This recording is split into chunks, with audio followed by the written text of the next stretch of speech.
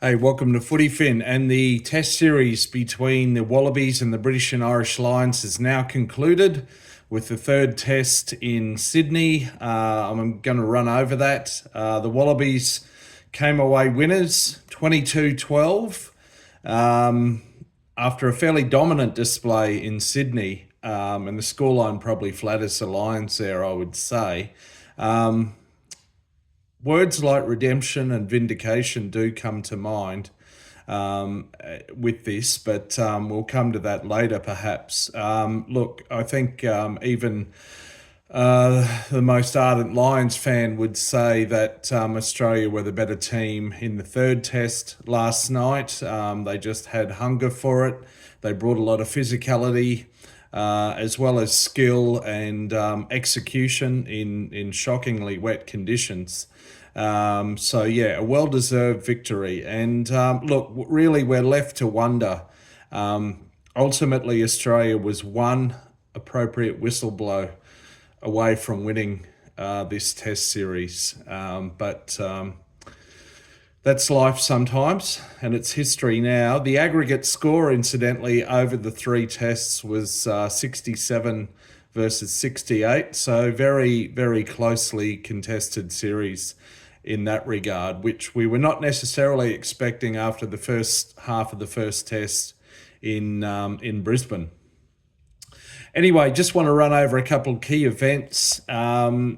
Lineouts had been a concern for the Wallabies earlier in the series, particularly in the first test and at times in the second test.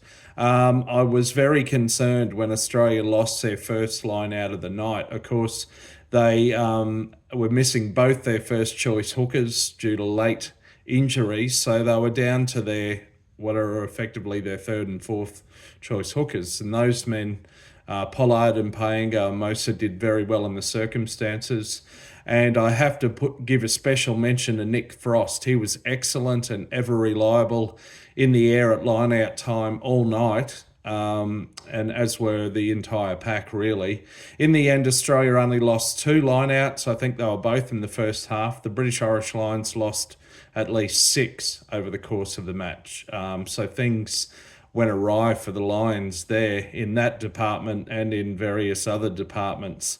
But yeah, in terms of scrums, Australia were dominant. So Taniela Tupou, who had been on the outer and is bound for France, was recalled due to injury to Alan Alatoa, and he did excellently well. You could see what it meant to him during the national anthem. He had tears. He thought probably his Wallabies career had ended and he played his last test, but that wasn't to be. So well done, Taniela.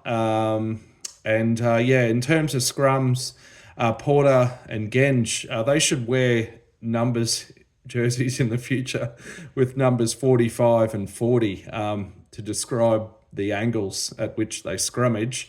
The aerial shots showed that again, but they didn't get away with those dark arts and angling and boring in last night, thankfully. Torrential rain, as we'd said, and it had been raining for days in Sydney. It's been an incredibly wet past 8 months in Brisbane, but that seems to have passed. But Sydney has been copping it all week. Yet Australia still attempted to play a running game, an expansive game, and I have to say their handling in the wet overall was very good, very impressive, more so than the Lions as well. Look, and Australia got away to an early lead thanks to a try to Dylan Peach in the left corner. Well done, Dylan. I think he should have been in the tests from the get-go, and I think he just might be a regular starter on the left wing for the Wallabies into the future with Jorgensen on the right wing. So Peach got his first test try 7 minutes in. Not too much later, Australia kicked a penalty from the boot of Tom Liner to go up 8-0. Now, speaking of Liner and head knocks, Lions hooker and sometime captain Dan Sheehan got away with a cynical charge headfirst into a into a ruck where he hit liner. It was not sanctioned at all, not even reviewed by the TMO when another innocuous incident was in the second half. So, but appropriately, Sheehan has since been cited under Law 9.2. So we'll see what kind of penalty he cops there, albeit later than would have been appropriate. Speaking of which, the officials, just some questionable actions and decisions and oversights throughout this game. If it wasn't so concerning, it'd be comical. But it really is concerning. And look, they're embarrassing themselves, and it's not at all a good look for world rugby, once again. That's all I'll say on the matter. But ridiculous. Like, even I was shocked at times, and I know how bad they have been at different times, at strategic moments in different tournaments. Speaking of head knocks, there were 4 in all, I believe. So the Lions did lose their captain, Maro Itoje, in the first half, I believe it was. They lost James Ryan on 43 minutes. Australia lost Liner, and then later in the game lost another man whose identity's escaping me right now. Maybe someone can help me out with that one in the comments. You're welcome to comment, of course. Please tell me what you think, whether you agree or disagree with my take on things. And then bizarrely, at that time that James Ryan went down, nothing vicious in it. It was just he got his head into a poor position trying to tackle Skelton. There was a pause for lightning, and that ended up going on and paused the match for 38 or 39 minutes in all. Very bizarre. Something that's been extremely rare. Interestingly, there was one recently in the England-USA game, but apart from that, it's been virtually unheard of. It was unknown how long that pause would be and how each team would respond thereafter. And we've all seen different clips of what players from each respective team were doing.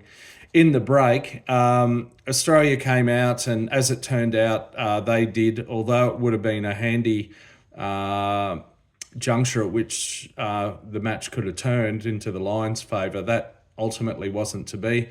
Australia scored a try on 54 minutes through Jorgensen. He jumped on a loose ball after a handling error from the Lions. That brought them up 15 to 15-0. The Lions were playing a lot of 10-man rugby throughout the night. Finn Russell was kicking a hell of a lot, which is kind of understandable in the conditions. As I said, Australia did a lot of expansive rugby, particularly in the first half. Lions did a lot of 10-man rugby. Tom Hooper was man of the match, honourable mention. He did very well. I thought all 23 Australian players did well. Tupou did well, Skelton. Donaldson came on early in the first half after not getting on the field off the bench in the second test, and he did very well. Filled in very capably, and that's promising. He might be needed in the number 10 jersey in South Africa in a couple of weeks. The Lions did get a try in the 67th minute to Jack Morgan, evidently. I've never seen evidence that the ball actually touched the ground. I think there was a Wallaby hand under it, but it was awarded, so be it, 15-7. And then Australia almost got a try through Dylan Peach, but there was a handling error. But on 71 minutes, Tate McDermott, reserve scrum half, darted over, sniped through and miraculously reached out to get the ball down over the line for a 22-7 lead. Speaking of scrum halves, Nick White had an excellent game. He did extremely well. It was thought it might be his last test in the green and gold, but evidently he's probably going to be going to South Africa with injury to Jake Gordon. The Lions got a consolation try right on full time. They may or may not have had 16 men on the pitch there. 2 hookers, I'm not sure. But 22-12 was the final margin and a deserving win to the Wallabies. Look, if we look back on the series, the Wallabies did dominate for significant portions of each of the 3 tests. And overall, I would say they dominated for more minutes collectively across the 3 tests. In contrast, the Lions kind of dominated the first 45 minutes of Test 1 and about 45 to 50 minutes of Test 2, beginning late in the first half. That was enough for them just to scrape through. As I said, Australia were one whistle blow away from a series win, but it wasn't to be. Anyway, fair play. I will do another video with a wrap of the entire series and a few reflections. But for now, I'll leave it at that. There is not much rest for the Wallabies. On Friday, they depart for Johannesburg, where they'll take on South Africa just 2 weeks after defeating the Lions in Test 3. But a deserving win to the Wallabies. It kind of leaves things and the series a bit flat for the Lions.